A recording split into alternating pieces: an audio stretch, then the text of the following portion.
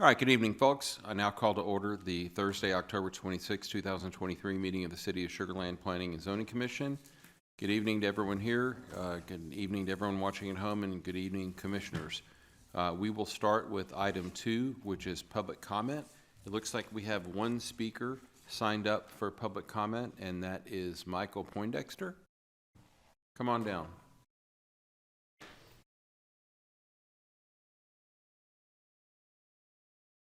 Can you hear me? Yes. Okay. We can, sir. You've got 3 minutes. All right, thank you.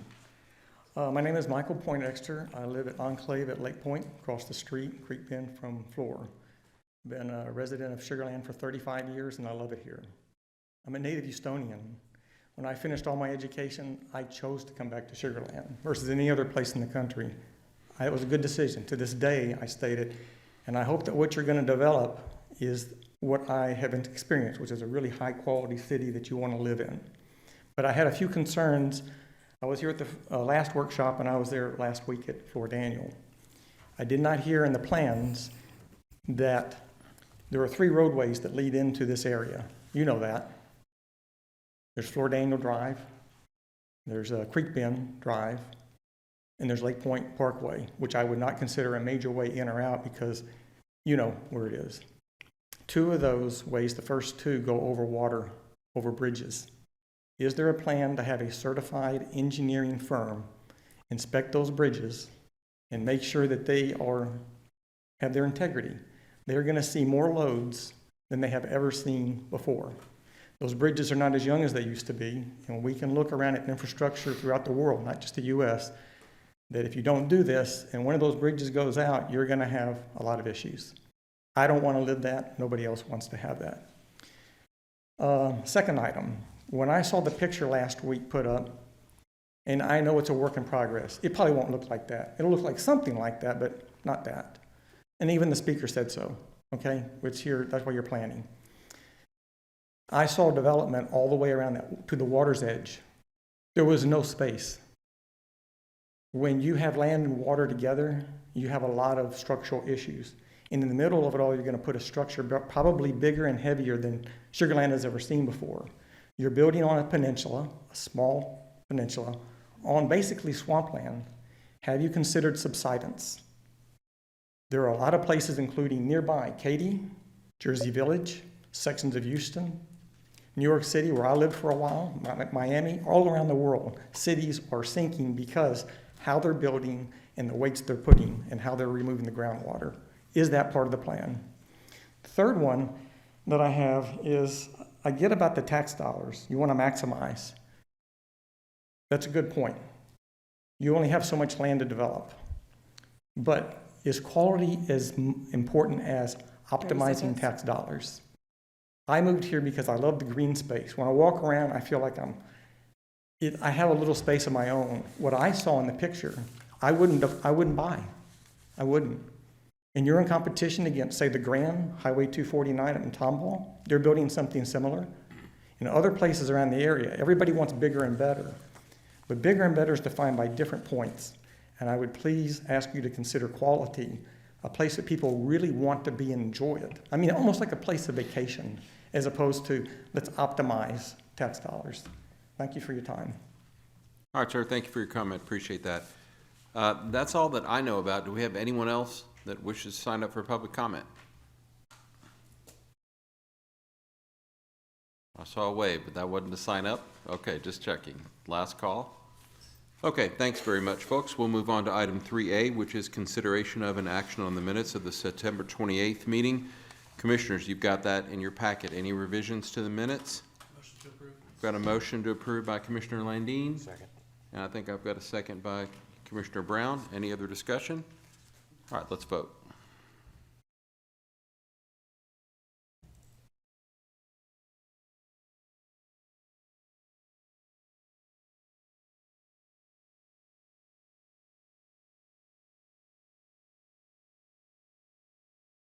Okay, that's going to pass. However, question. So Commissioner Dawood is attending remotely.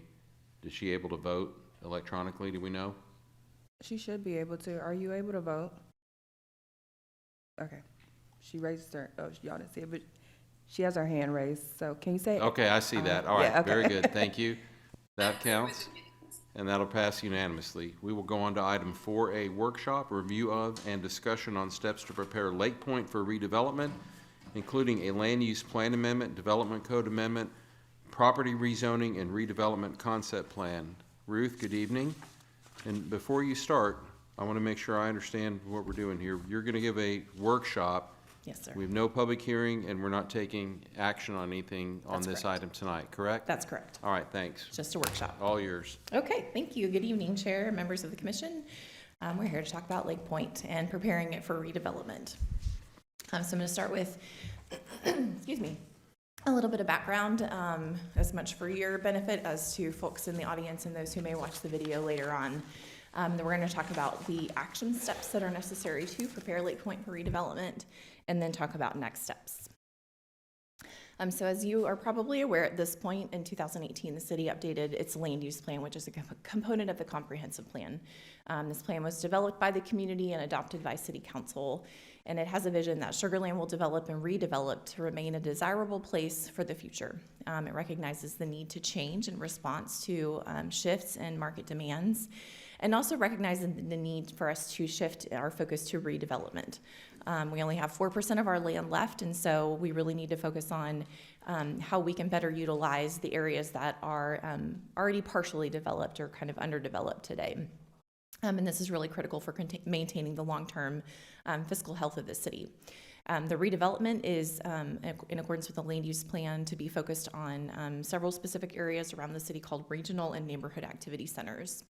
The plan also provides us direction for evaluating the best way to implement regional and neighborhood activity centers. And as you may recall, staff did work with a consultant to study how other cities do this and how they implement mixed-use areas.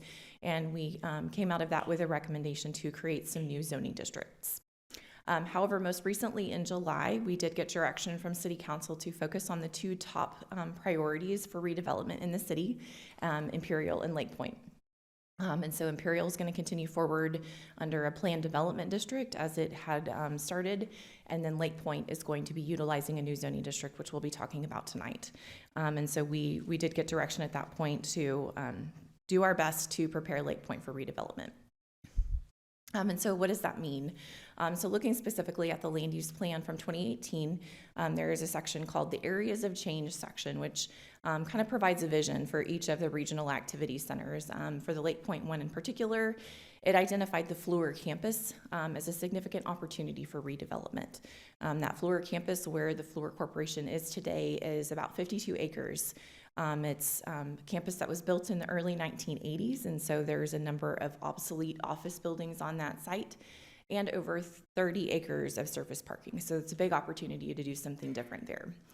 The remainder of the activity center was largely developed since the 2000s, and so we're really not talking about redevelopment in the rest of the area. It's just the Fleur 52 acres, and then there's a few greenfield sites that kind of scattered throughout that are still under development as well.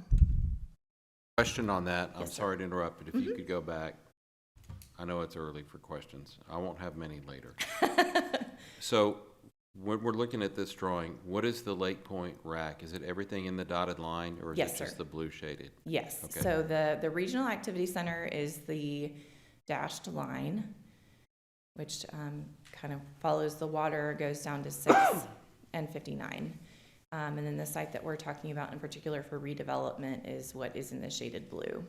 Right, but if the idea is to apply the zoning classification to the rack, that would be everything that we see in the dotted line. True or false? Incorrect. Okay. And that's why I asked. we'll get into that a little bit more as we Okay. get further into the presentation. Perfect. Yep. Hopefully that will be very clear. So there are 3 necessary steps to prepare Lake Point for redevelopment. We need to amend the land use plan, amend the development code, and rezone the property, and then approve a redevelopment concept plan. Back on September 28th, we did a workshop with the commission where we kind of did a general overview of these action steps. And then we started our review of the development code amendment. If you remember, we reviewed some of the sections that we had drafted at that time. And so this evening, we're going to walk through in more detail each of those actions. including going through the remainder of the development code that we did not talk about at the last meeting. So since this is a workshop, I do want to kind of pause in between each action item to make sure that if you have questions, I'm able to address them to the best of my ability. We also have a number of other staff members here who are ready to jump in as well. So we are going to start with action 1, which is amending the land use plan. So again, the land use plan. Ruth, can yes, you just preview the actions so we can kind of sure thing. figure out where we're headed? So amend the land use plan, Oh, amend the development code and rezone the property, and then approve the redevelopment concept plan. And so what I'm going to do is kind of just walk you through each of those items, and I'll be happy to take any questions you have on those particular items as we go through. So the 2018 land use plan did include a vision for the Lake Point area.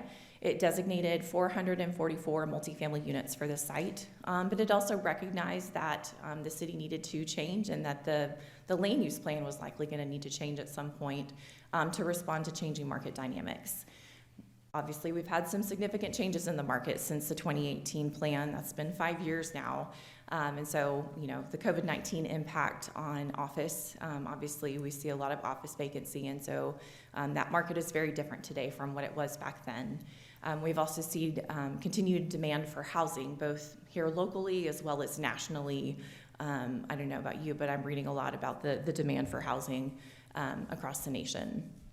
And so as a result of that, residential uses are going to need to occupy more of the site than what was originally envisioned.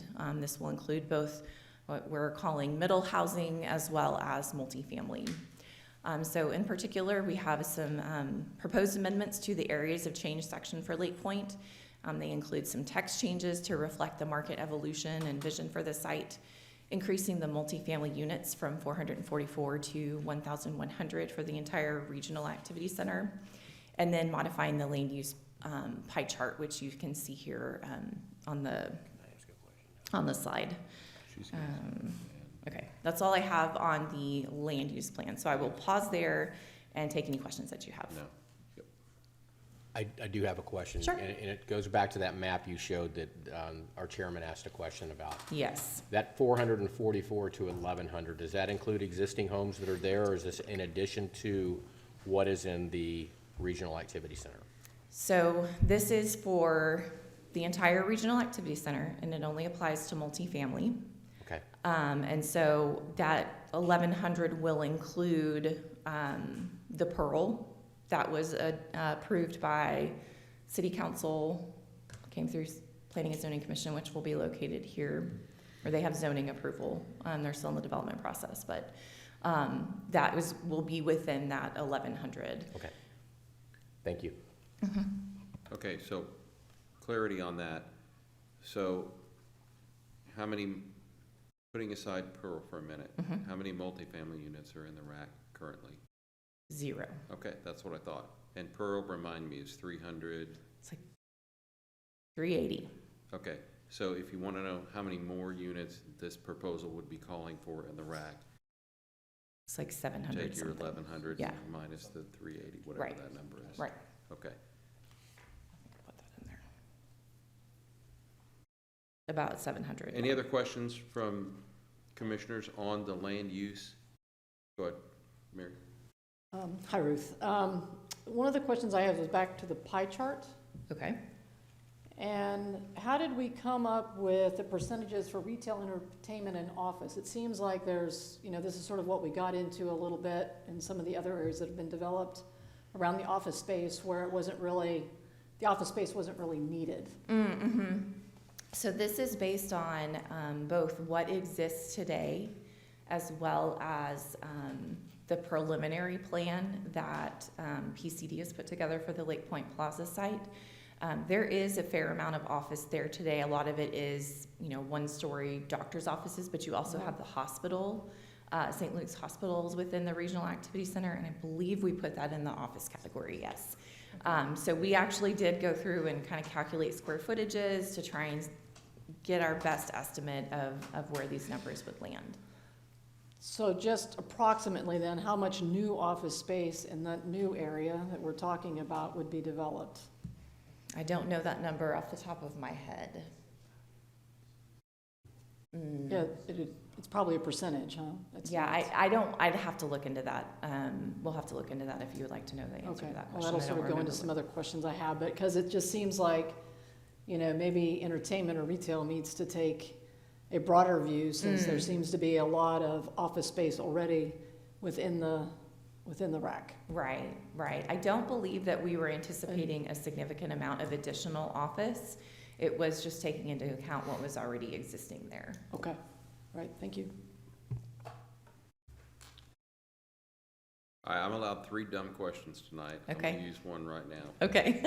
Okay, so good question. My question is, how do you so on the percentages, how are you measuring that? For example, if you say hypothetically that 15 to 25% is office, how do you measure that? Is that square feet devoted to office space versus, and are the other things is residential, that's also measured in square feet? Or is there a different unit of measurement for that? I You see what believe I'm that, saying? no, I believe that we use square feet for all of the uses, like Okay. building square footage. Okay, For those uses, we actually got into the parcel data that's in the Central Appraisal District information and did a lot of Excel work. okay. So come up it's with those apples to numbers. apples, it's square footage for each of these areas. Okay. How do you take into consideration vertical? If you're measuring square footage of multifamily or residential, if you're going more vertical, then it's gonna take up less of a footprint on the site, right? Right. How do you bake that into this number that doesn't add up to 100%? It's actually, Plus or minus because of no, we actually did take into account the vertical. So if we were anticipating, or we knew there was a 6-story building there, then we added the square footage for each of those stories to come up with the numbers.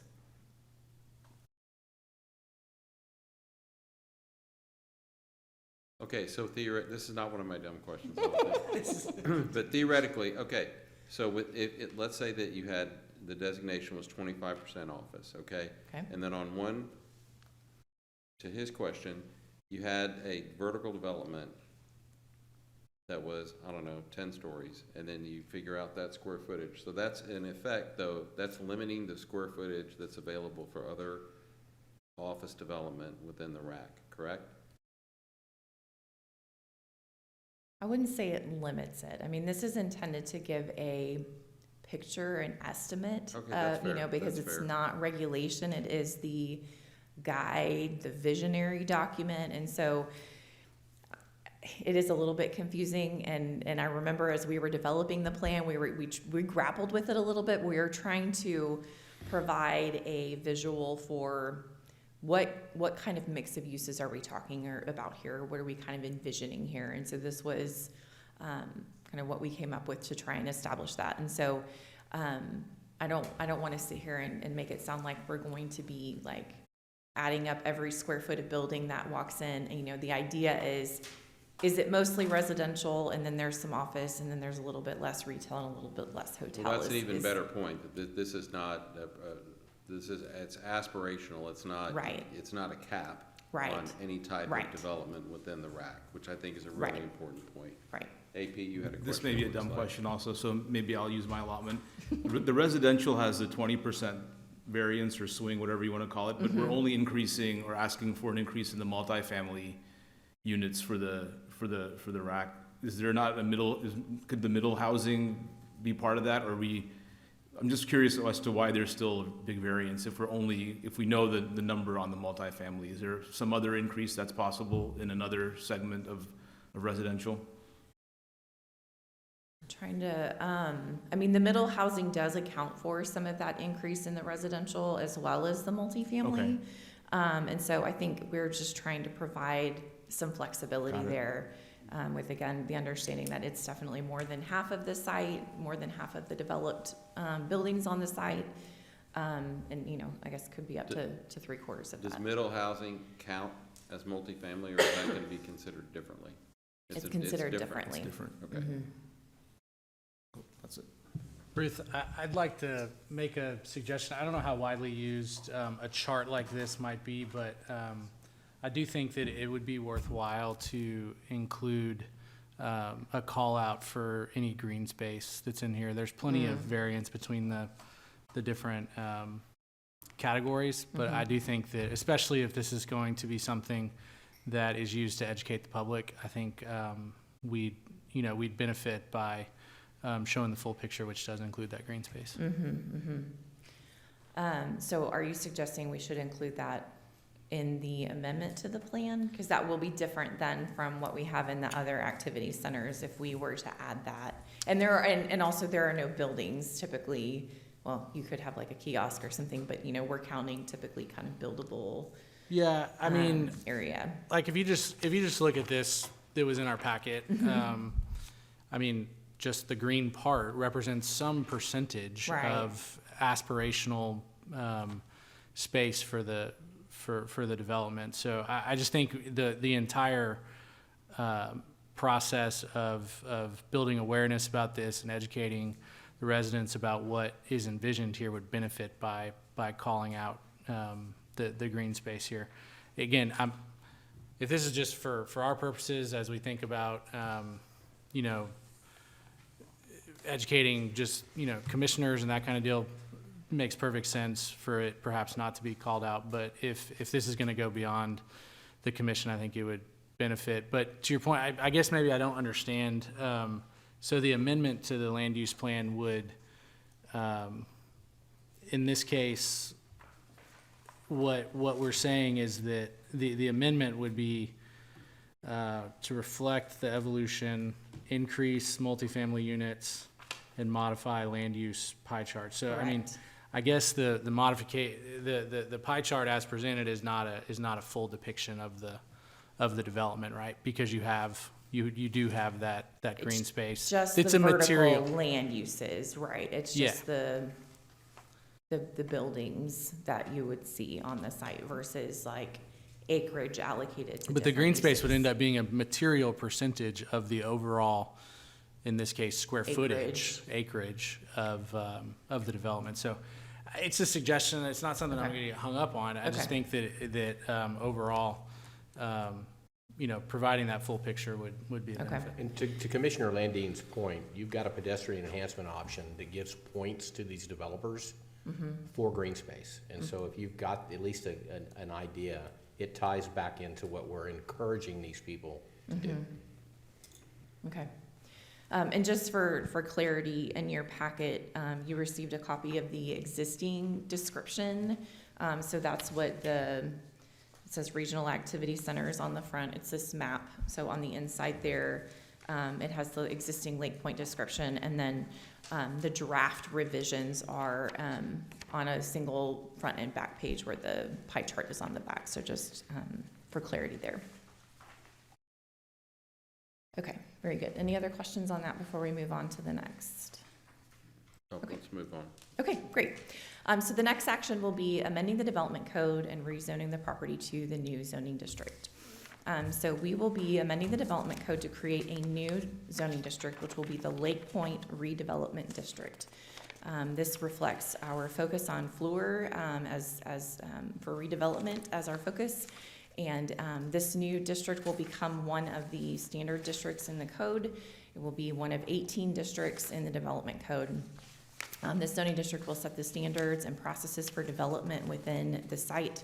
It does allow for a mix of uses, as we've started kind of talking about, and focuses on the pedestrian experience.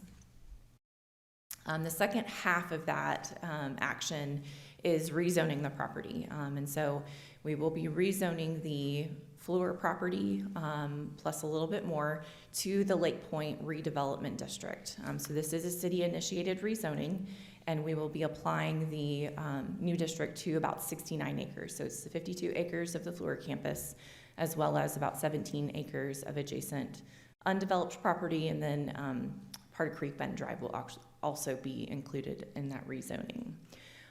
So the next few slides, we start getting into the actual code, the draft Lake Point Redevelopment District. So before I get into that, are we clear on what will actually be rezoned, or do I need to walk through that a little bit more? Is the 17 acres of adjacent undeveloped property, is that what we see? Yes. I don't know, right in the center of this slide? The blue is everything that will be rezoned, so this is the 69 acres. We have not distinguished between the Fluor and the rest of the property, but there's a piece of property here that is already owned by Plain Community Developers. There's a couple of properties up here, and then as I mentioned, Creek Bend Drive, and then this kind of open space right here. Okay, so everything within the dotted line is the rack, correct? And then everything that's highlighted in blue, that's the area that is gonna be proposed to be rezoned to Lake Point Redevelopment District, correct? Yes, sir. And only that, so if it's not Yes, sir. highlighted in blue, whatever the current zoning category is for the property stays what it is today. That's correct. Correct? That's correct. Okay. Yes, so like all of the residential up here and over here, down here, these were all developed with planned development districts with very unique zoning classifications, requirements for those particular areas, and so we're not looking to change that. I believe that the hospital, I believe this area is business office, and then you've got general business down here along Highway 6. So none of that would change. It would just be what's in the blue here. Ruth, I'm curious, so you just used the term planned development districts. Yes. Have we heard that before? PD? So planned development, we know that PD Yes. process. Same thing. I've never heard districts put on the end of it. So, Oh, maybe it was just a slip, or maybe we just shorthand PDs now. I guess my question is, you reference 18 different zoning districts, so you have R1, BO, all that Right. kind of thing. Some of those zoning designation districts are have been used like along Brook Street and on Gunther and like that. Are there other examples like that that contribute to the full slate of 18? yep. They're kind of more specific. Right, yeah, there's a few of them that only apply in a small geographic area. So the one you mentioned, the mixed-use conservation district, which is along Brook Street, the Hill area residential up close to the Charhouse Imperial area, the Brazos River Conservation District, which is just for the Brazos River area. So Those it's are a the first ones tool. that come to mind. It's a tool that's been commonly Yes. used by the city over the years. Correct. And the reason I'm asking is I think it's important that it feels like, and maybe this I don't know if this is just me, but that over the years perhaps this would have come to us in the form of a PD. But now we're going down the path of specifically rezoning a confined geographic area for a specific development purpose. Right. I'm curious, can you just talk a little bit about that decision versus a PD process? Can you just help us understand why we're going down that path? So it simplifies the process a little bit in the long run. Our PDs have become very complex and very detailed and specific. And so just like we talked about as we were kind of working through some of the mixed use code work earlier this year and late last year, we have found that they are hindering our ability to develop and in particular redevelop. And so we don't think that that is really the best tool to use going forward.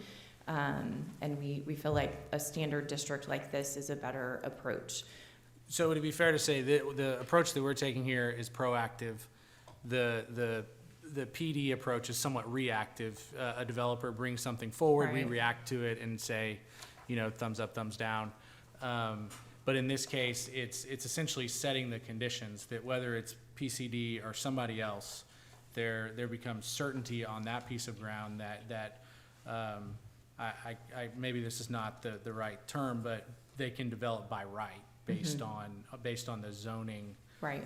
criteria. Is that Right. right? Right, it establishes the standards, just like you have in the business office district, or you have in the standard residential district, by looking at the development code, what the requirements are for any property within that zoning district. Yeah, I just think that's really important for us to understand that, you know, for years, the PD has kind of been the tool that we've Right. used.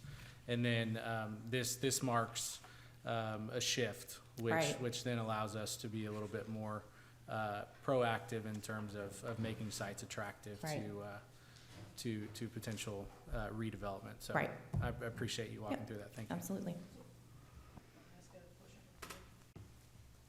So based upon that dialogue, so my understanding of what we're trying to do is to create this development code to sort of lay in the vision of what we want to see in the RAC. So this was a lot of dialogue that we had, even putting the mixed-use code in place, right? To give it enough of a framework so somebody could come in and develop, you know, and have some optionality, but ultimately to give that framework from what the city would envision that particular RAC to be, Right. correct? Right. So we would want enough of a structure in this development code to at least provide that to a developer of what we envision for this area, correct? Yeah, and I would say that this district that we're proposing has more detail and more requirements than a lot of our other districts do. And so it, you know, I think you could say it's a higher quality standard. It's certainly a different kind of standard in terms of the pedestrian experience, the mix of uses, and things like that, as opposed to some of our other standard districts. Okay, thanks. And I want to piggyback on that because I think it's an important concept. Because I think what we need to illustrate here for the public is you're trying to set a standard that is high enough that it meets the same standard that a developer would be held to in a PDD situation, correct? Yeah. So the idea is, because I think there's a lot of concern from the public that we're gonna turn this over to staff, and we know how great you are, but the public's concern is we're gonna turn it over to staff, and then the measuring stick for greatness goes away. That what we're trying to do here is set that bar, correct? And that includes architectural design, traffic design, use design, the zoning that goes along with it. And at the end of the day, we put that in place so that as this is redeveloped, those guidelines are already there. Right. And it's our point at this point in time to try to make the public feel good about that so that they understand this is what we're doing, is we're Sure. putting these requirements in today. Right. And to Commissioner Landine's point, ahead of it, and we're being proactive, right? Right. Right. Okay. Okay. Okay, so now we get into kind of the next portion where we're actually going to talk about the draft code. Hey, one quick yes, question sir. before we move on. Mhm. So to Commissioner Landine's point, you know, and I don't know how much of this we reported out to full P and Z or to the public, but you know, for the better part of a year and a half, we had a joint P and Z City Council task force to look at these options. And there was a lot of discussion within that group about what works well with the PD and what doesn't. And particularly, there was a lot of data that was collected, both from residents, from the development community, and others as well. I guess my question is, I don't really recall how much of that has been reported out and in what format to the public, and certainly even to the rest of P and Z or to the rest of council. So it may be helpful to go back and maybe capture the highlight of those year-plus discussions on some of those points and maybe do a couple slides in there so that folks Okay. know, you know, and again, the context was different. I mean, you were Sure. looking overall Right. at a mixed-use zoning thing, and now we've evolved that down to specifically looking just at the Lake Point District. Correct. But a lot of the discussion in there, I think some of it at least provides some helpful Sure. background, and we may want to include that when Okay. we're talking to people about, you know, conceptually, when we talk about mixed use in general, what's been discussed, what's been looked at, and everything that went into that process, all the work with the consultant, because I don't want all that to get lost. Yeah. Or to have people not know that we went through that process and collected a lot of good data. Okay.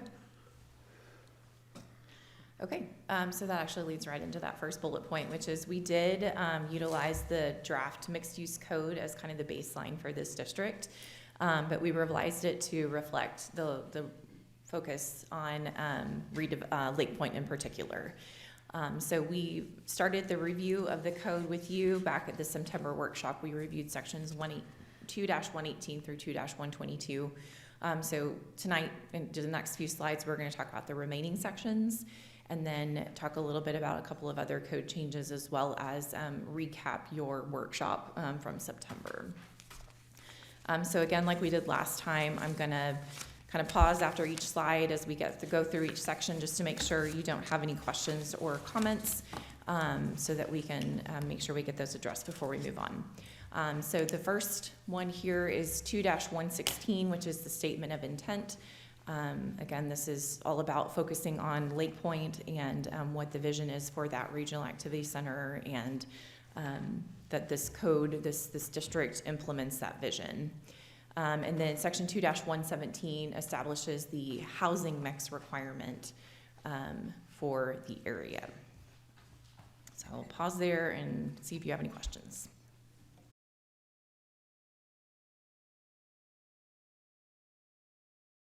Commissioner Smith, I think, has a question. A couple things. So when I went back and sort of went through the 28th, so there has been a change, and you guys have eliminated, and at least the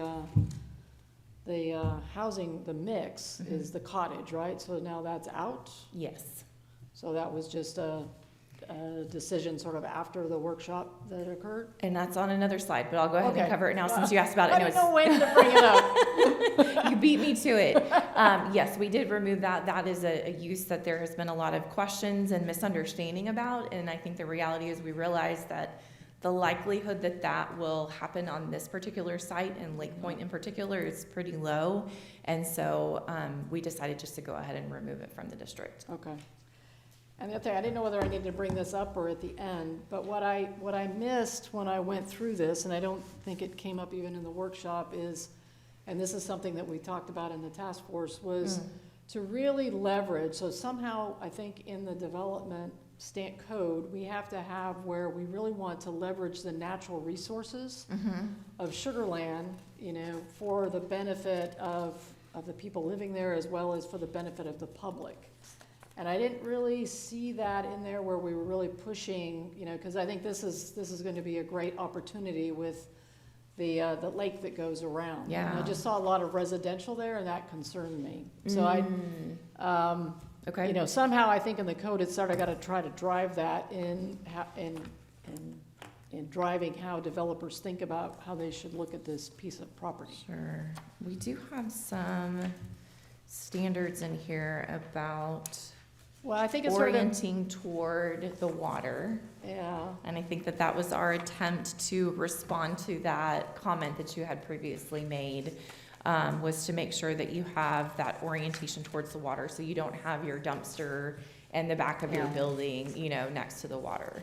But I think we really have to make it stronger in that you're leveraging that natural resource. Okay? So if, and I don't want to, I mean, this is probably not the right time That's to okay. get into it, but it's like if you looked at, and I know that's plan is like, you know, not something that would even happen, but there's a lot of retail, I mean, there's a lot of residential already within the rack, and then there was planned for a lot more residential around the water, with really not even a walkway. You know, so there's no green space, and they're building right up to the water's edge. Okay, And I don't think that's really what we envision when we try to go in and redevelop these areas I see. about using that natural resource. Okay. Because we're really doing the same thing that we've done in other areas. And Okay. to me, this needs to be different. Okay. And somehow this code has to drive that, huh? Okay. So that we open that up to the developers to do something different other than just develop another subdivision. Okay. I might suggest another thought or approach could be to somehow demonstrate it on the actual concept plan. And Okay. the developer is here, and so maybe when we get to that point as well, we can kind of put that, Okay? we'll keep that in mind, and we'll figure out what might be the best way to address that. I feel like in conversations, there was talk of having some kind of green space along the waterway, but we'll get confirmation there's- when we get to that There is a point. spot, but I.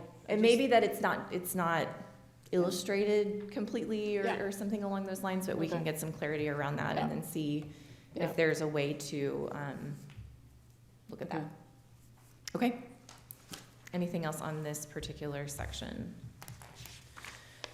Okay, next section is 2-123, which is the permitted uses and parking. So again, really scrub the use list and make sure that it is best for what needs to happen here on the Lake Point site in particular. Looking at enhancing the walkable mixed-use environment. So it does not include some non-residential automobile-centered uses that are not appropriate here. This is where we also established the maximum number of multifamily units. It references the number that is in the comprehensive plan, the land use plan for the Lake Point Regional Activity Center. And then you'll see later that it also, the concept plan also identifies the number that are anticipated for the particular development. So that's how they kind of all tie together. Yeah, that's it on 2-123.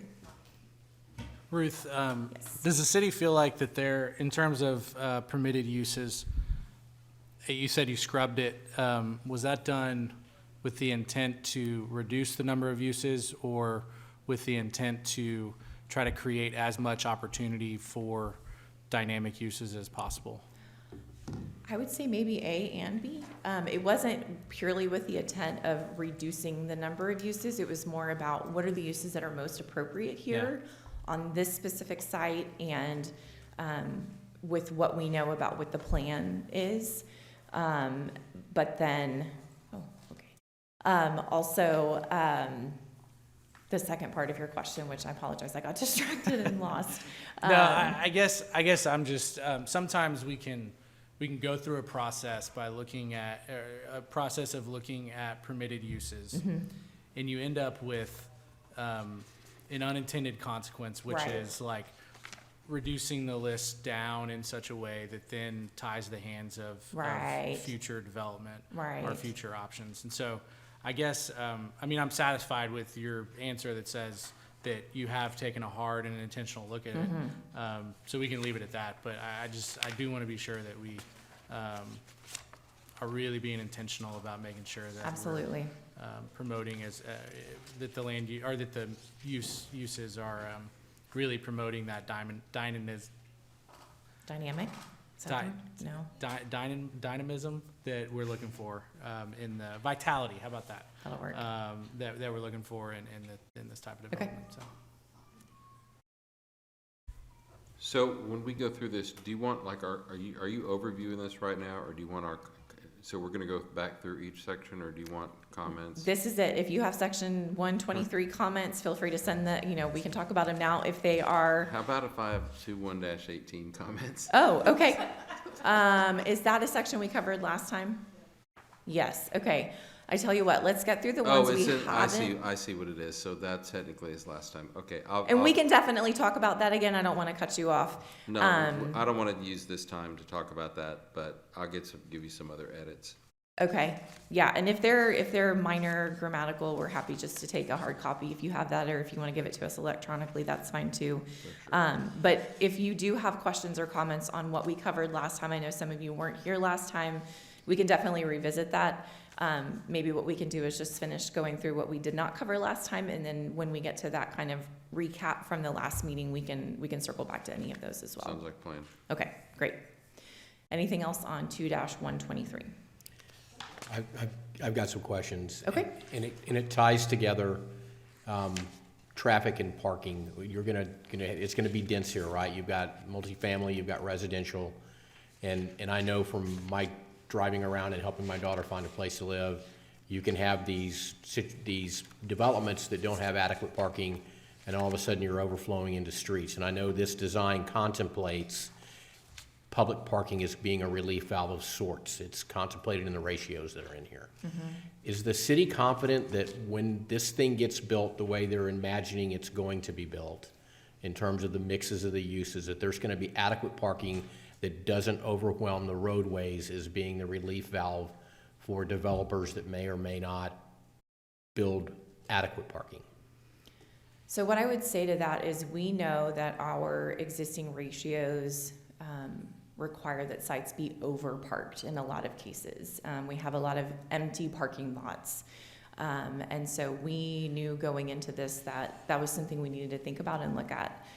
We also know that in developments like this, you have more opportunity for people to park once and walk to multiple places as opposed to parking and driving to every errand that they're running like you see in a typical strip center. And so there is a direct connection to reducing the number of spaces that are required in a site like this. And so that's why we have that sort of flat reduction in parking. Those are really the two kind of main reasons for that. And then there are opportunities to further reduce parking, but in some of those cases, they have to do some studies to prove that it's the right number, and things like that. I So- get it's not an exact science right now because you're trying to Right. contemplate what hasn't been built. Right, And right. that- And then, of course, there's the reality of what does the future look like in terms of self-driving cars? And, is everybody gonna have a car that they're gonna need to go park every place that they go? Or self-driving cars gonna pick us up and take us places and then go get somebody else? Or, obviously we're a few years out from that, but, that's, the world continues to evolve, so. And then I've got one last question that kind of ties into this. When you're looking at the parking, the roadways, and as we heard from the public at the beginning of this conversation, you've got three ways in and out of this. The city feels good about traffic, the city feels good about the densities going forward. Again, I know that TIAs aren't gonna come until Right. development comes, but the Right. city has looked at this and feels good that the roadways in and out, structural integrity aside, there's enough room to get people in and out of here at peak times adequately. So that we have not done a traffic study yet, but what a traffic study will tell us, and tell the developer, is what mitigation they need to do to best mitigate the impacts on the roadways. I just think it's important when you're looking at a development of this size and you're gonna rezone it, you should at least consider, there should be some concept of what traffic and parking might look like if possible, so. Good, thank you. Yep, absolutely. Okay, so on the table, so there's a reference at the top, it says additional regulations indicated in the notes column can be found at the end of the permitted uses and parking schedule. Is that in here? Did I miss that? Yes, it starts on page 35. Okay, It's called the supplemental regulations, and so whatever Got it. note number is there tells you which note number to look at the end. okay. And then so in the table itself, under the LPR column, which is column 2, it looks like, what is the end? Does the end mean that there's gonna be a note there? Yes, that just tells you go look in that column and you know which note you need to go find at the end of the table. Got it. And when there's a C there, that it means you'd require a conditional use permit for that Correct. use? Okay, Correct. that's all I have on that, I think. Okay. Got a question. Just one for clarity. So when we talk about the retail and think about what, is envisioned to come in, does the use of home furnishings include, like, if somebody wanted to open up like an art gallery and sell? I mean, I know there's like art galleries, but it sounded like most of that was something like would be a museum. But would that allow for, somebody selling crafts, somebody selling, homemade good, anything like that within the retail aspect?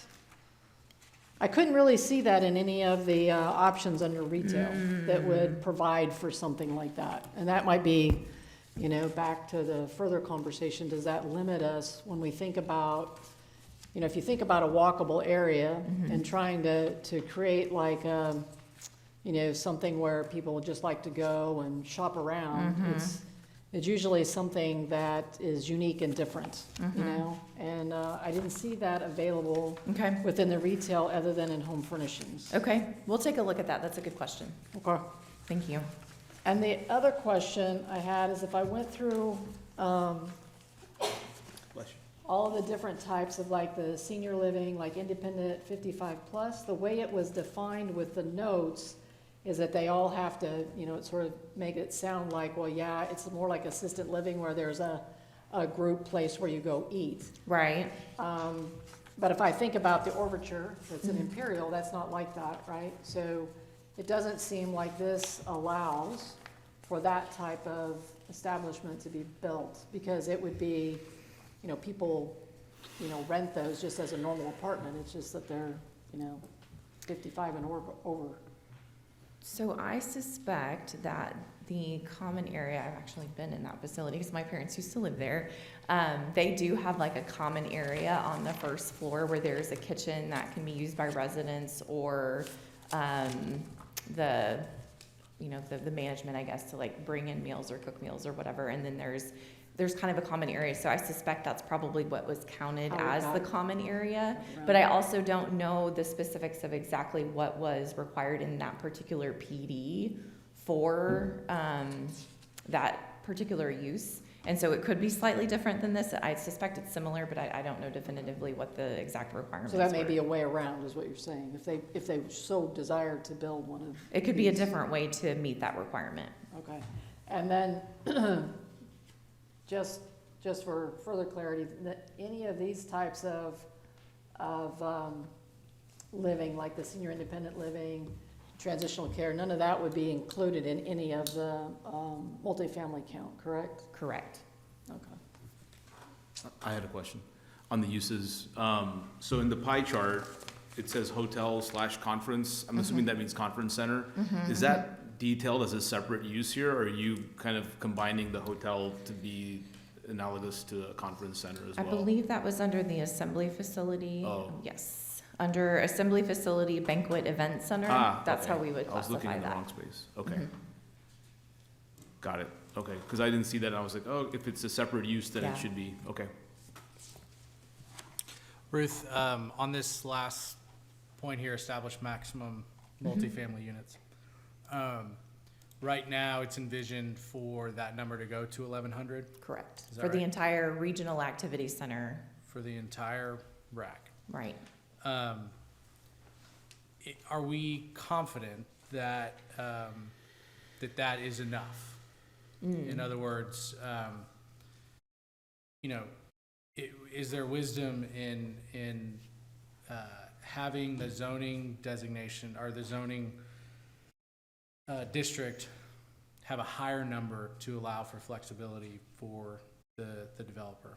I think it's something that we ought to at least put the question on the table, ask it, get it answered. Because what I'd hate to do is get on down the road and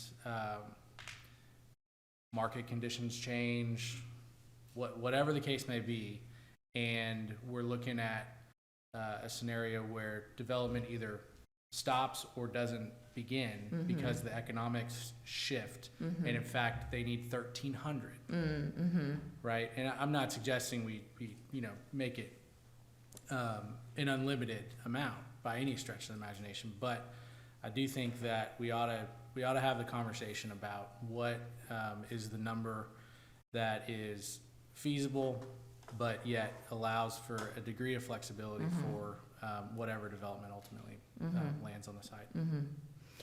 So we have worked closely with the potential developer, PCD, on developing this district, and that number is based on the number that they provided to us is what they were looking at for developing this site. So let me challenge that a bit, which Okay. is PCD is a known developer, long history in this community. They may not be the one. That's what we're talking about right now, but we are not making this zoning change specifically for a specific developer. True. So we need to be really clear about that. And so my point here is that we need to be comfortable with the zoning ordinance being written in such a way that if something happened and PCD all of a sudden decided that this wasn't in their best interest to move forward, whoever steps up next might have a different calculation. So in other words, Sure. I think we need to not be overly deferential to the number that a developer puts forward, and instead have an informed opinion ourselves as the city to be sure that that number is allows for the redevelopment that everybody wants to see on this site. So I don't know how we get there, but I do think that question needs to be answered before we can feel comfortable taking action on something like this. Okay. All right. Anything else on this section? Okay, I've got a couple, just on individual uses. yes, sir. You've got, for a bar, your parking ratio is 1 to 200 square foot. Is that adequate? I think our response would be yes, because we don't want people driving home from the bar. Oh, I get that, but we know what a bar parking lot looks like, and that, a 1 to 200 ratio is pretty big. Yeah. The other one I had, bear with me here a second while I get to it. I didn't know permanent makeup was tattoo parlors, but that, I learned that. I think it's On the live workspaces, it talks about the first floors are supposed to be the workspaces. correct. I'm gonna assume that anything that would occur once those spaces are developed would then be managed by code compliance. In other words, making sure that the first floor is the only part of that structure that's used for commercial, and then it would subsequently be fire marshal regulated and so forth, right? Because you're putting this in place that's saying that these need to be a first floor only. We just gotta have a way to make sure that that's happening. That would be reviewed for the Through- building permit process correct, yeah, and all okay. that. I'm good, thank you. Okay. Final call. All right, what's next? Okay. Section 2-124 is the development review procedures. So here is where the redevelopment concept plan is established. This is a new process for reviewing development proposals, and we're going to get into more detail on that as we get into action item number 3. So I'm not going to dive into that extensively here. And then we have the minor modification, which provides some flexibility to the numerical standards that are established here for the applicant to deviate slightly from the standards in very limited circumstances. Okay, whoa, jumped ahead. So if you do have questions on the redevelopment concept plan, if we could just kind of hold those, we'll talk about that in more detail as we get into that next action item, just because it's so integrated in with. The review procedures, when you just kind of just talked about those briefly. You want to talk about those now? Sure. Because I have a couple of quick questions. Yeah, the only thing I would say, if it's on the redevelopment concept plan, if you could just set that aside for a few minutes, and we'll Okay, talk we'll do about that. that when we get to that action item, because I'm gonna get into more detail on that. I tried to split it up and it just didn't make sense, so I just put it all at the end. Okay, very good. So now we'll get into the recap of the workshop that we had in September. And then after I go through these 2 slides, then we can, if there are comments on those sections that we reviewed last time, I'm happy to go back through them and talk about them. So we did get a question about whether we should be using floor to area ratio, or FAR, to regulate building height and mass. We did take a look at that and discuss that and determine that we don't believe that FAR is an appropriate additional regulation at this time. It would limit redevelopment on this site, and the height is essentially limited by the airspace requirements by the FAA, and we feel comfortable with this limitation. The second item was regarding the bulk regulations, just clarifying some language there so that it would be consistent with the standard code. So we did revise the language to reflect that. We also looked at the question of how we should determine the requirement for lighting within the pedestrian enhancement zone. I think the question was, should we use spacing or should we use foot candles? And we did have some further conversation about that, and we believe that spacing is most appropriate and really easiest to evaluate and determine whether something meets that requirement.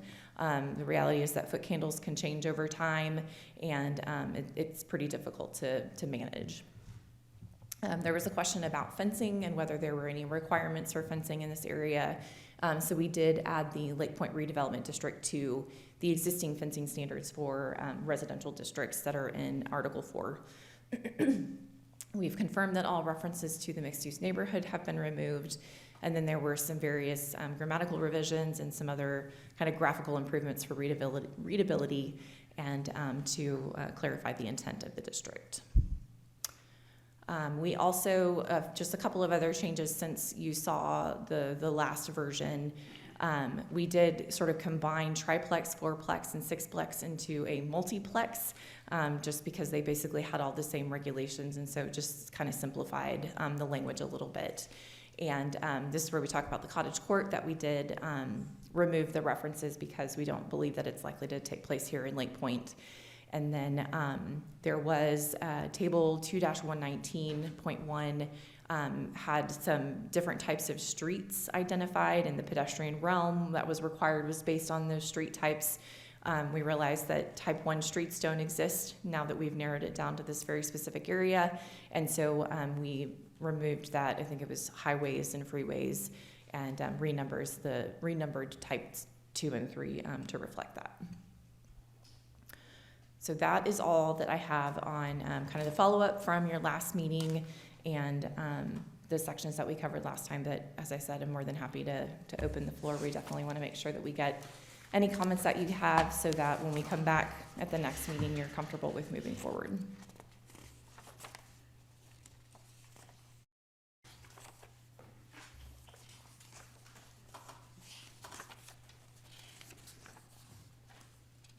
It's at the end of your, The next Presentation? one gets into action 3, which is the redevelopment concept plan.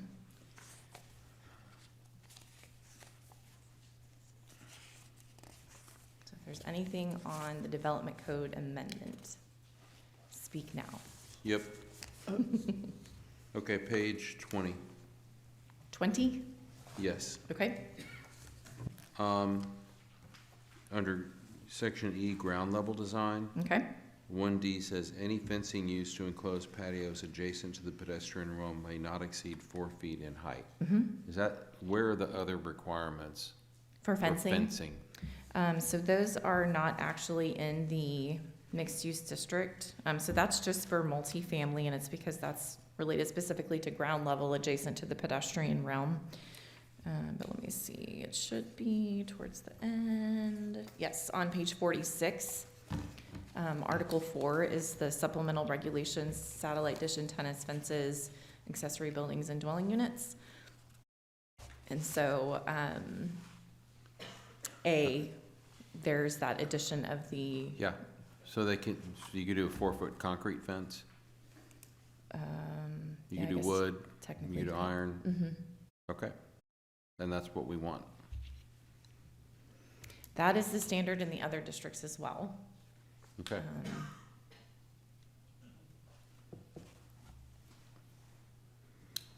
don't interesting, actually know if we That's could interesting. regulate the but I'm surprised by that. material type.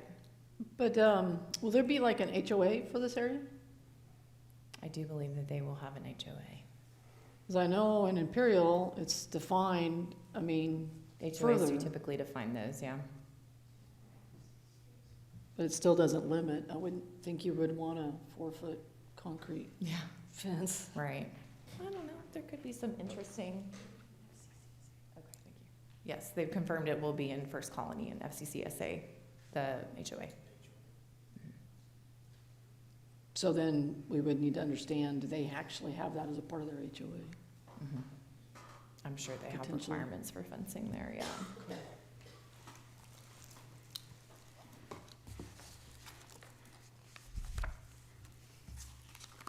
I'm shutting up.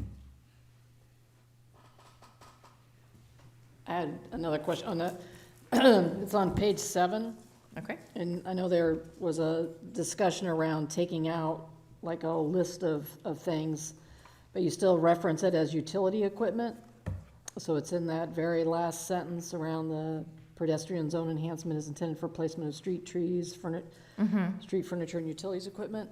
But I thought there really should be then a definition of what that is, and there wasn't a definition in the back of utility equipment, like where you guys had that long list in the previous version.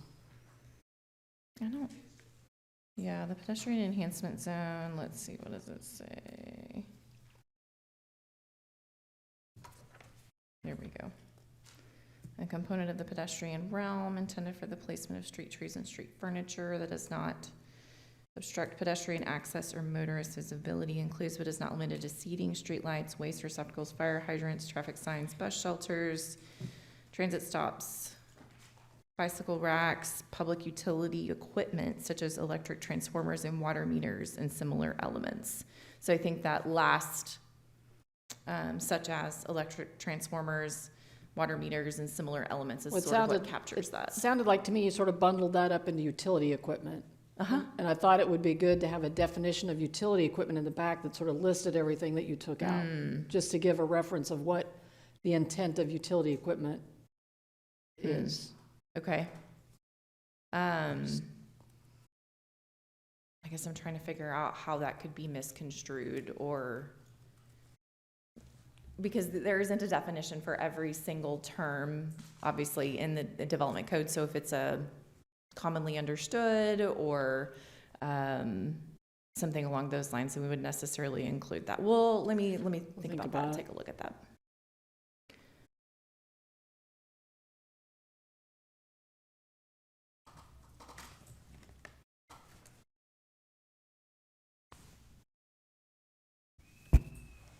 Okay. And then another one on page 22. You talk about, you took the verbiage out. It's where this ground floor is 40% between 4 and 8 feet. And there was some verbiage around that, the terminology between 4 to 8 feet. But now it's only on the diagram itself. Is that meant to be I mean, I figured it would get lost if it was only on the diagram. So we actually did remove that intentionally, and that particular diagram is actually being updated. Okay. So we've been working to get these images. There's a handful of images that need to be updated, and they will be corrected in the next version that you see. Okay. Let me check. I think we've talked about the.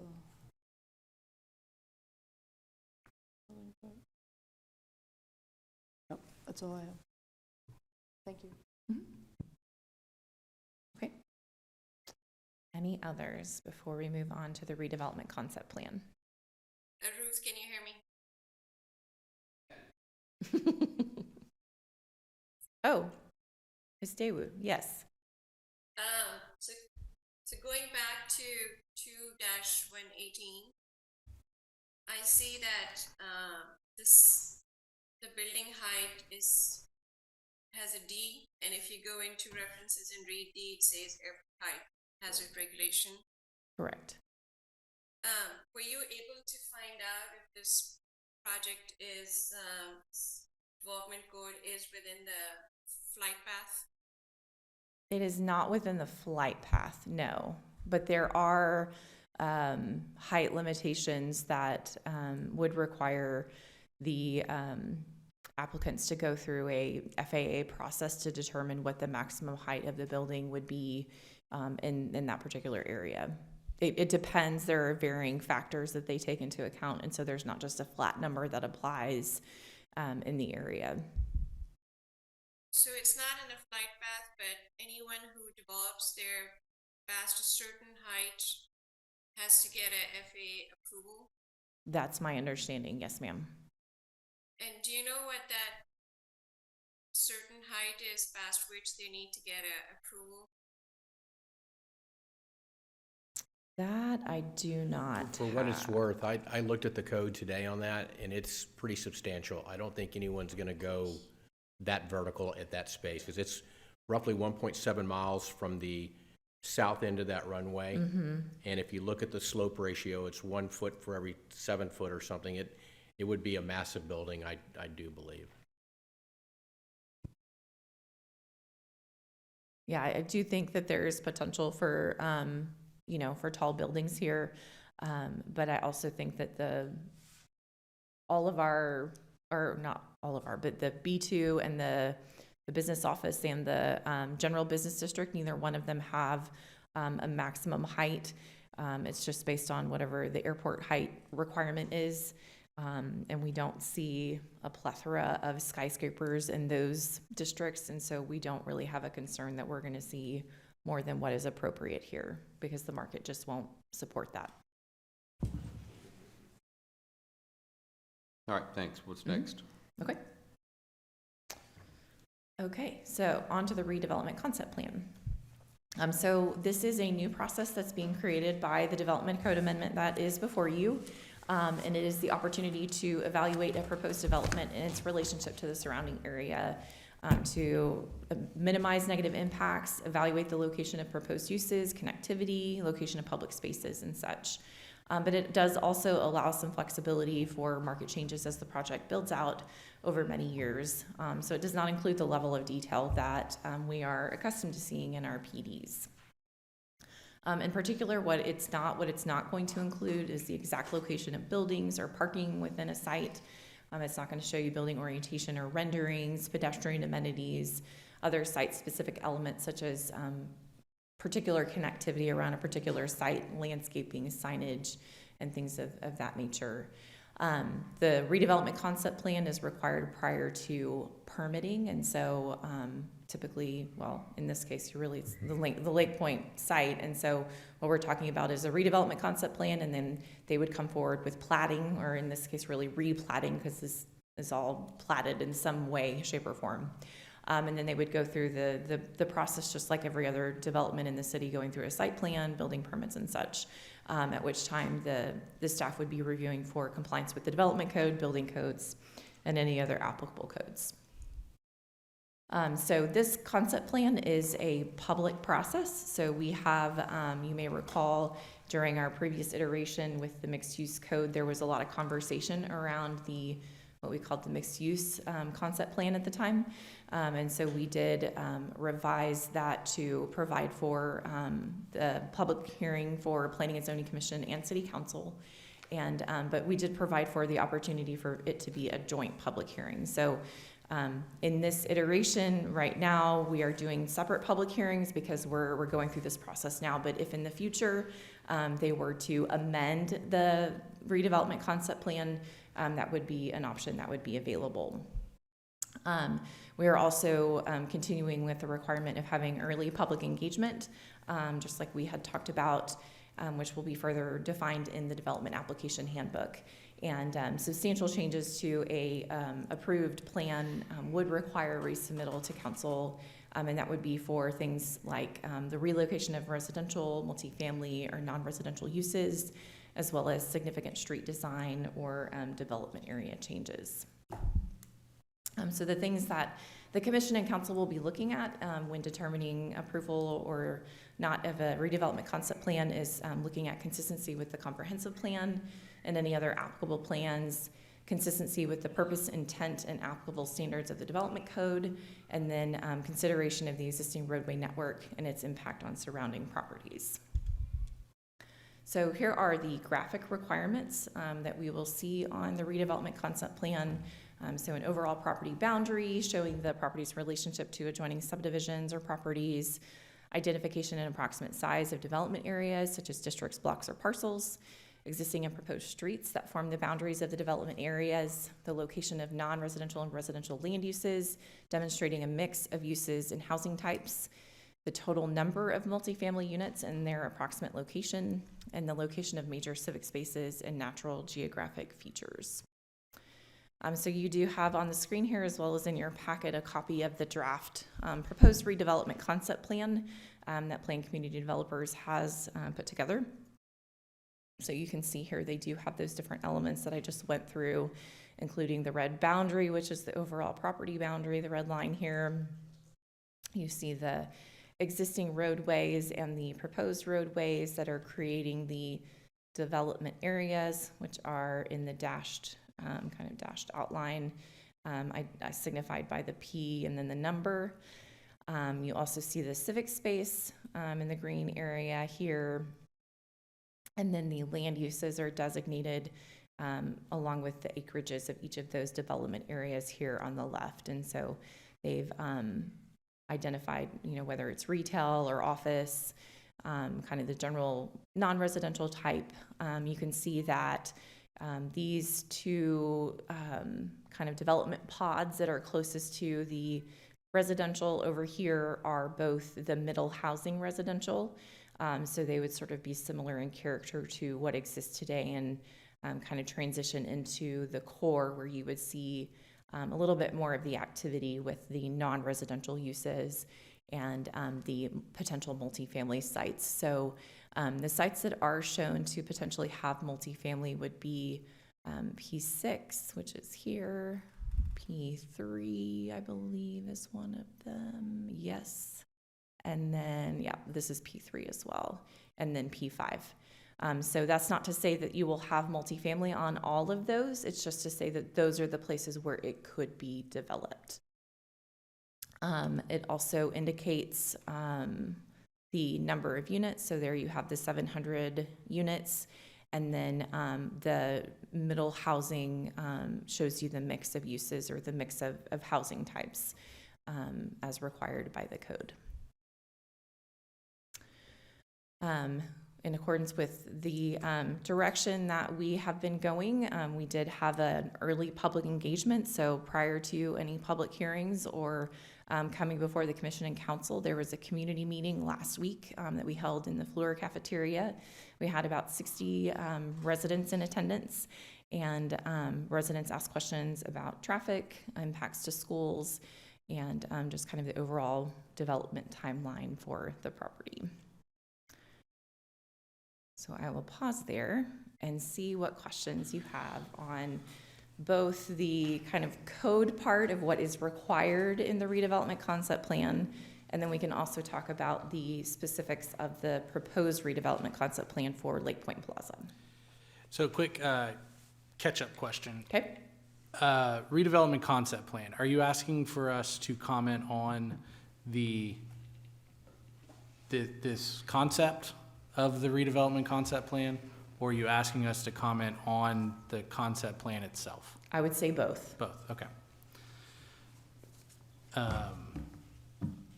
Okay, so let me gather my thought. Well, so, you know, in the absence of the PD process, which is more detailed, Right.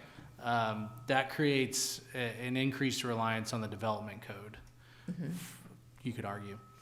One of the things, and I don't know, maybe the like absence of a landscape plan and things like that that are required in the PD process, but not necessarily through the redevelopment concept plan.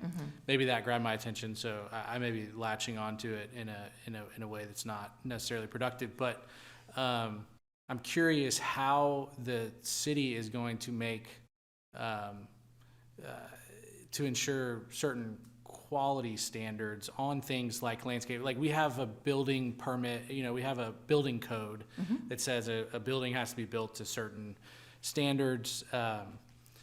So that all makes sense. But some of these softer elements that we don't have a PD to use as an enforcement mechanism, essentially, how are we going to ensure that quality, that those pieces that maybe don't show up in the development code are adhered to when a project is being developed? So those standards are captured either here in this district, or they may be somewhere else in the development code. So there could be pieces that didn't make sense to replicate or to do anything different here. But like, for example, the landscaping, this district requires certain things for like street trees. And so that's where we talk a lot about landscaping, and, you know, we looked at how large the trees should be and what kind of trees they should be and things like that.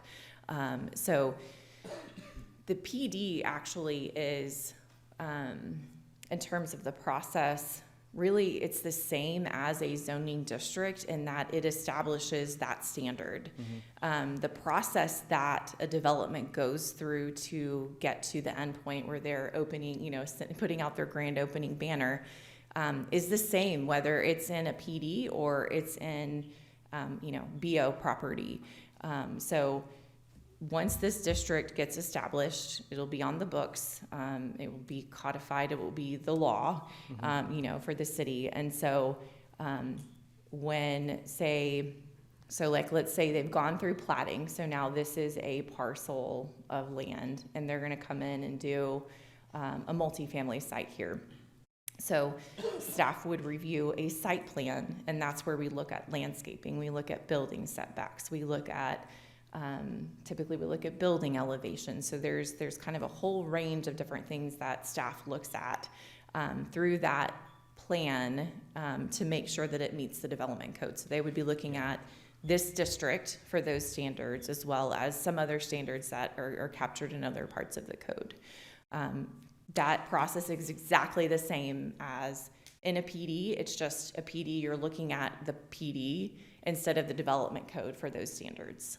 Right, that's an important, that point that you just made is exactly something that I think we all need to really absorb, because it's essentially taking what a PD process in the past has been used for us to weigh in on very specific details, and in a sense, the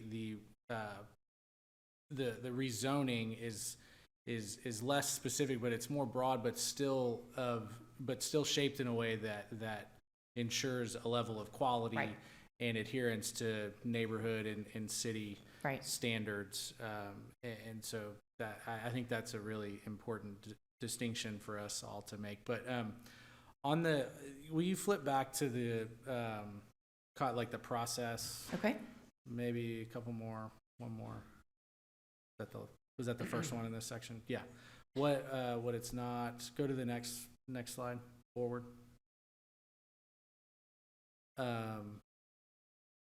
Okay, so it comes to us, or this plan could be brought before a joint meeting of P&Z and City Council. Correct.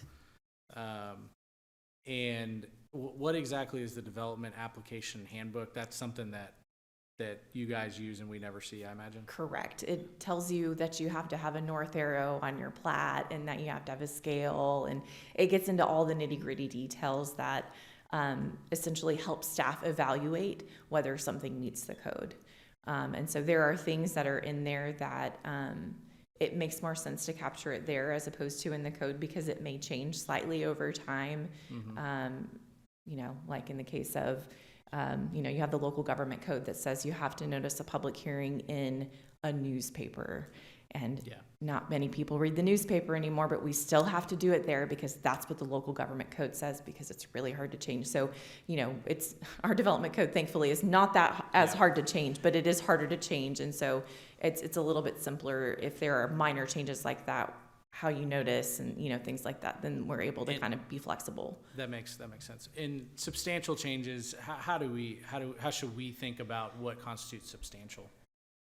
So if we look at the example that's before us, if they wanted to put the multifamily somewhere besides where it's identified right now, if they wanted to move it over here, or if they wanted to turn this bubble, this development area into a non-residential area, or if they were going to drastically change how these roads are.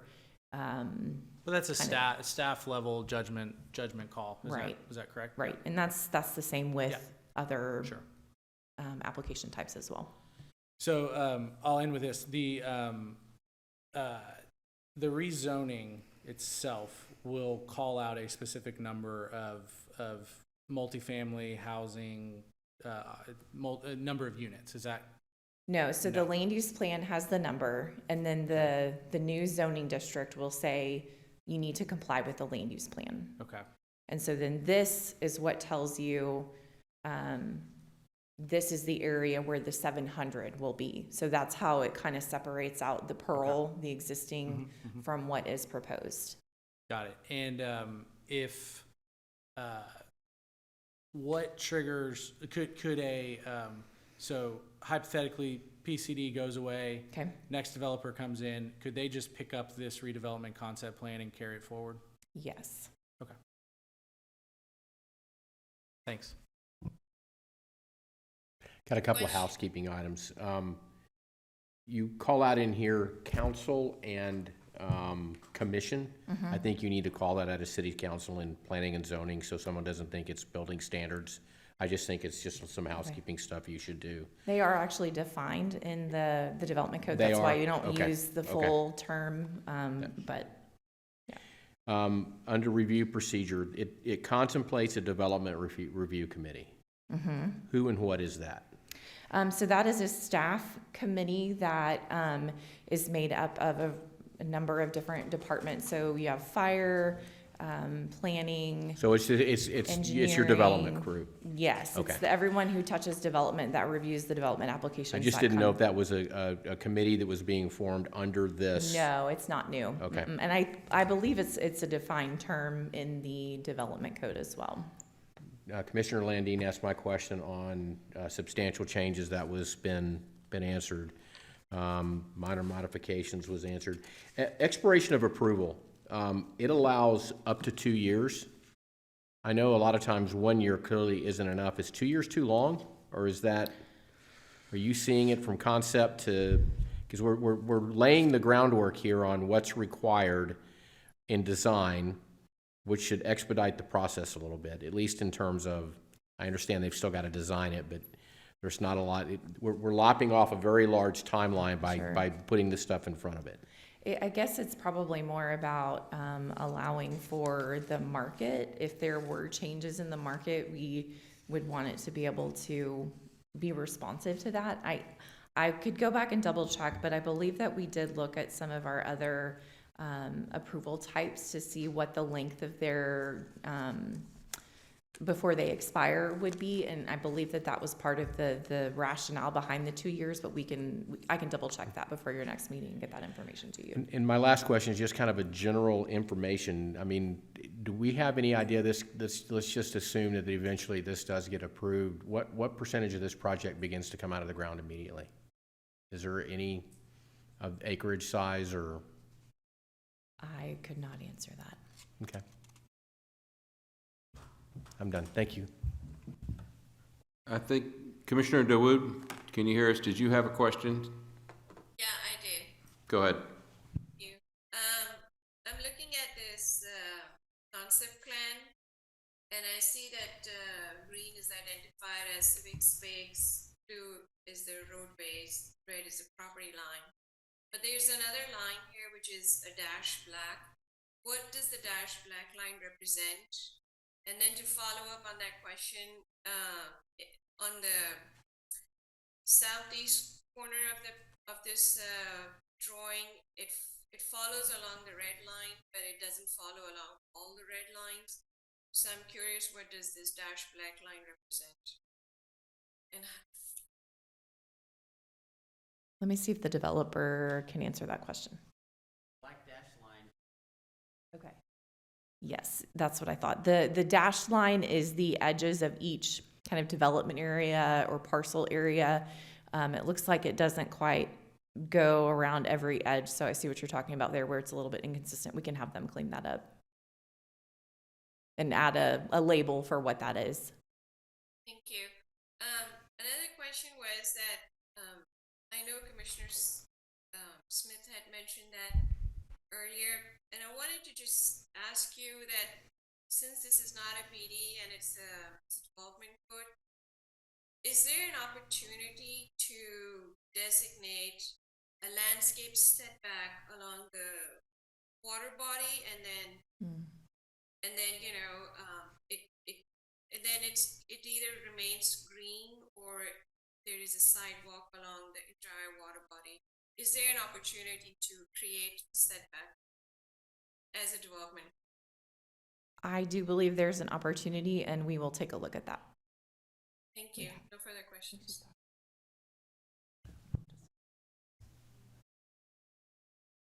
I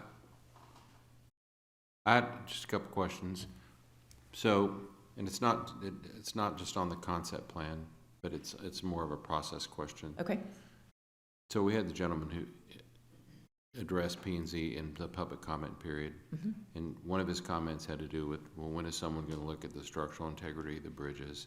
And the other had to do with the closeness, I'm going to probably paraphrase you, sir, but the closeness of the development of the water line. So my question is this: when will things like that be looked at? Is it in the concept plan? Is it before that, after it? I just want to know what stage of the game can we expect those issues to be addressed? I will get an answer for you on that. Ruth, can you also include the school piece in that? Because historically, we those questions come up, right? And they'll inevitably come up especially when you're looking at a concept. So whether it's TIA, the two things Matt's talking about, I think schools ought to be a part of that as well. Okay.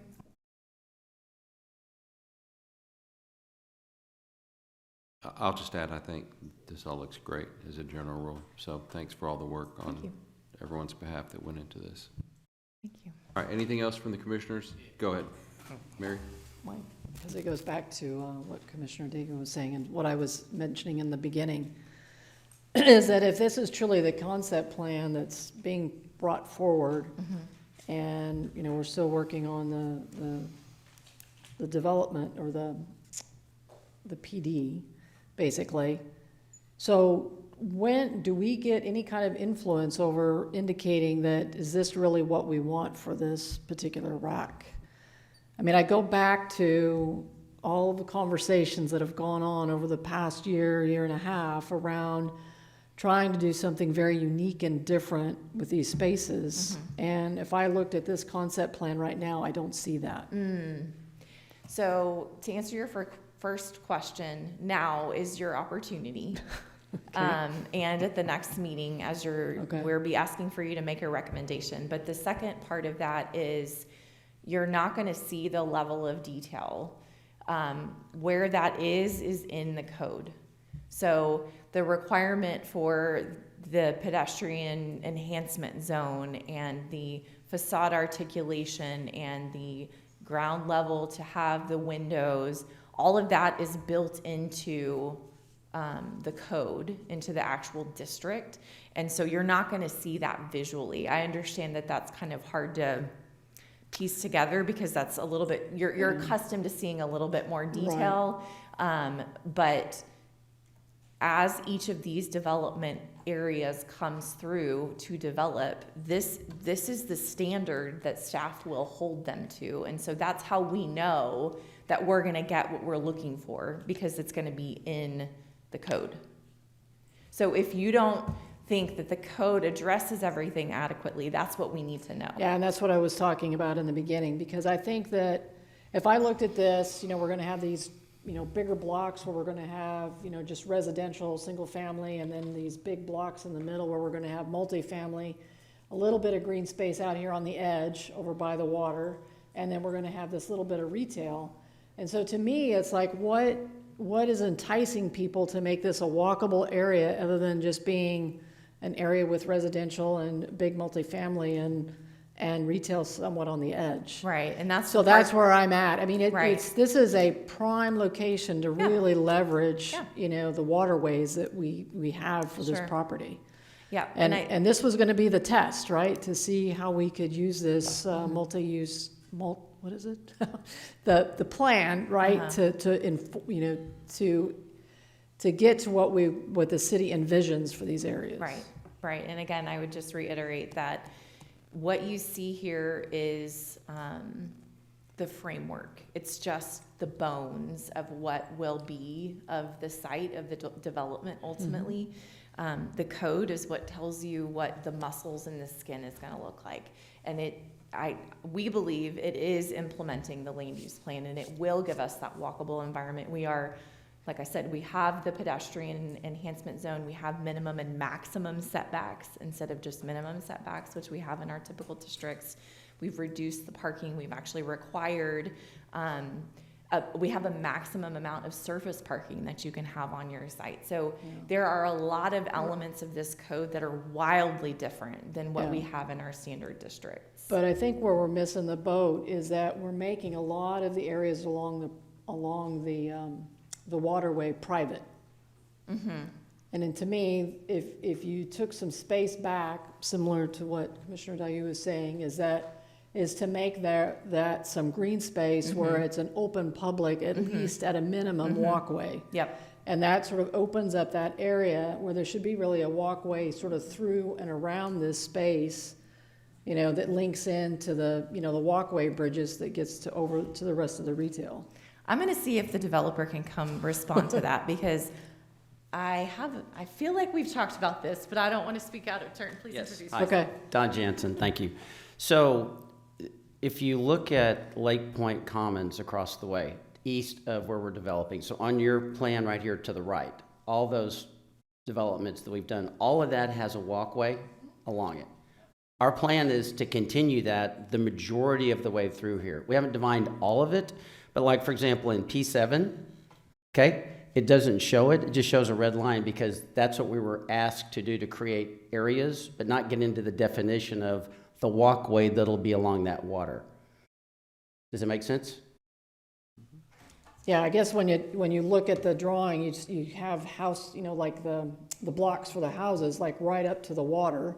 Right. And to me, that's saying then those are like water, Right. you know. So you are correct, but those are just squares on a page. You know, Yeah. you get into different levels of development. Right now, we're at a pretty high level, but I guess what I can tell you is we developed all this over here. Our plan is to continue trails. Yeah. But like, for example, if you look at the enclave at Lake Point, they have no public access around the back side of their project. Okay? I mean, that exists today. So, but we're going to introduce in as many areas as possible the public space for people to walk. Like, for example, one of the guys that was at the public hearing, not public hearing, but the public meeting, said, well, there's guys that fish along there. So I went, oh, that's interesting. So see the bridge? You can't really tell, but see the big block of green space that goes across and links over to Lifetime Fitness? See that little bridge that I know it's kind of hard to see maybe, but see this? See where the cursor's moving right there? You see that? Okay.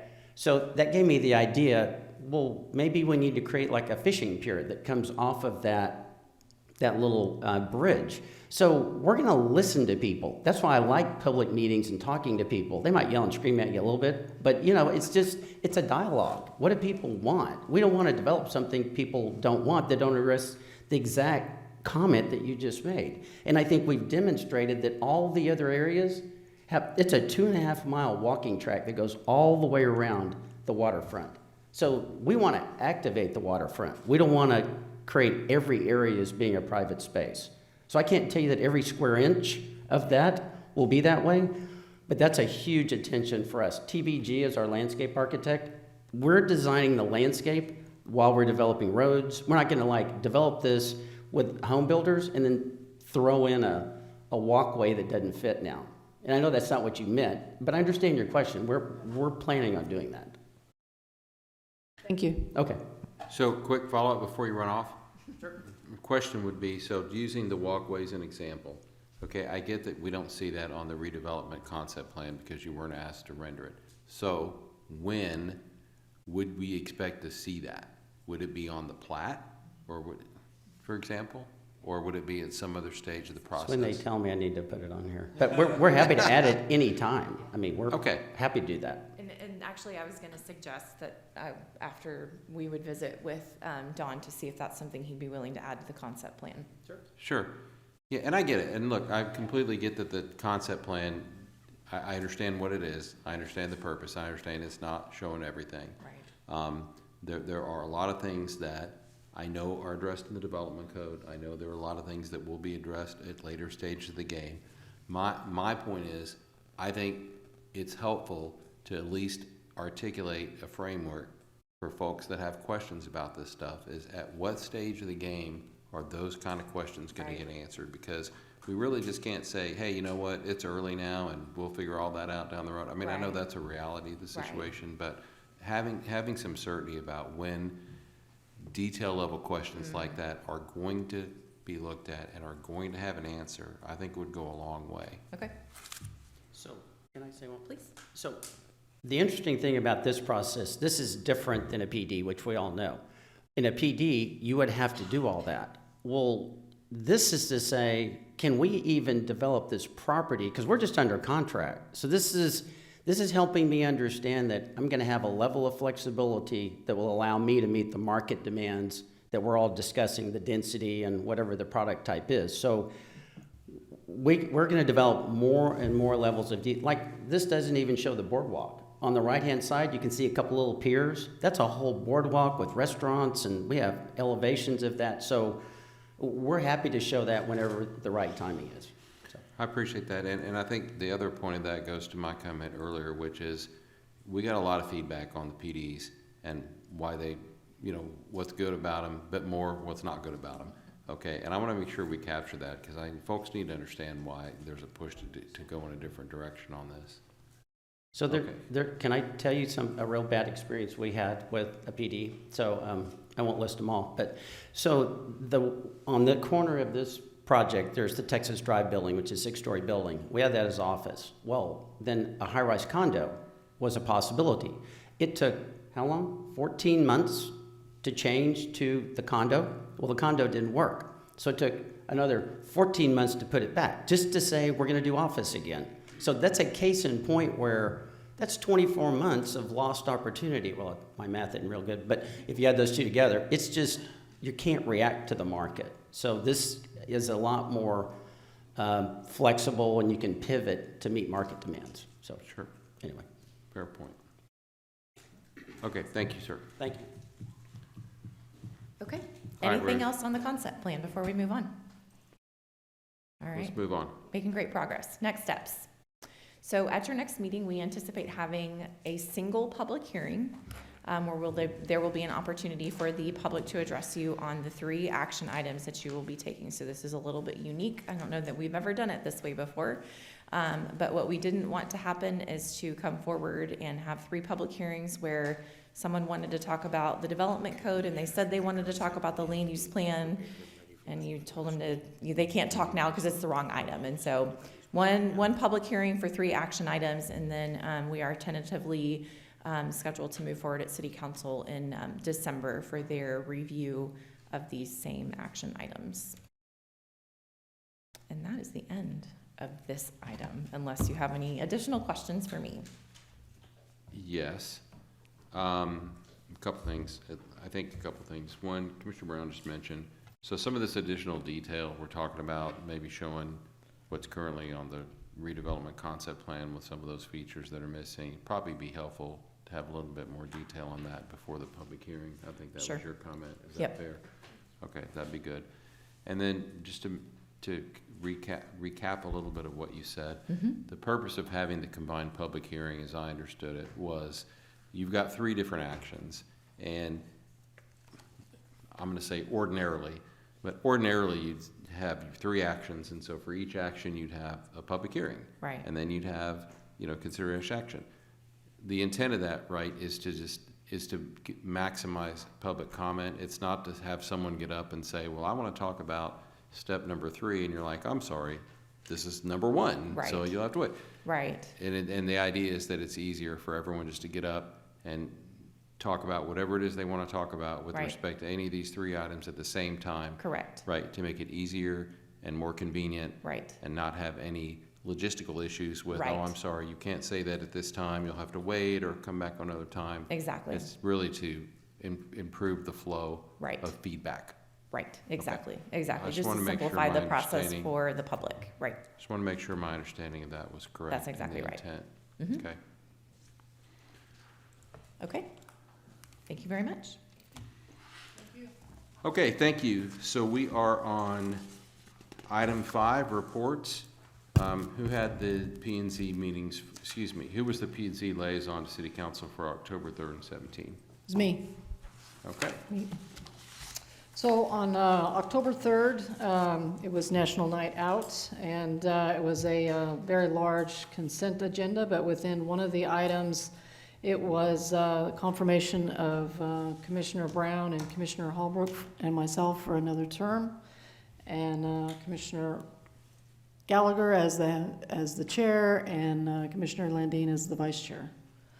And the other item specific to P&Z was the approval of the change of zoning from business office to neighborhood business for the Haas Imperial Center, and that's that lot, the land that's at the intersection of US 90 and Ulrich Street. Remember that square piece. On October 17th, it was the oath for the boards and commissions for the new players. They did, the city did agree for some new fiber optic connectivity, which I thought was interesting.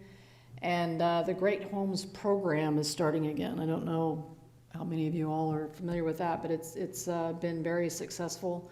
They were indicating that over $2 million worth of home improvements have been made throughout Sugar Land, so it's very good.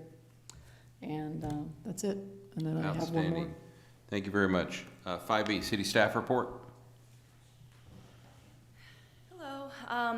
So your next meeting, as Ruth said, will be the 14th. That's our November regularly scheduled meeting. We'll have this and potentially a subdivision plat, which we haven't seen in a while. So we may have one other item on that agenda in addition to the code.